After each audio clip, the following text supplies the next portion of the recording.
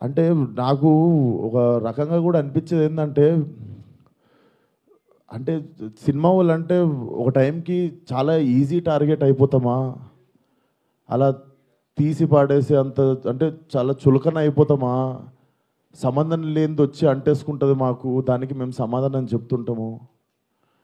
ఆ వ్యక్తి అది మాట్లాడినప్పుడు ఆ వ్యక్తి అనుభవం అంత ఉండదు సార్. నా వయసు నాది 29, 30 వస్తే మార్చి వస్తే, ఆ వ్యక్తి అది మాట్లాడుతున్నప్పుడు నేను కానీ ప్రొడ్యూసర్ గారు కానీ చిరంజీవి గారు వస్తున్నారంటే రిసీవ్ చేసుకోవడానికి బయటికి వెళ్ళాము.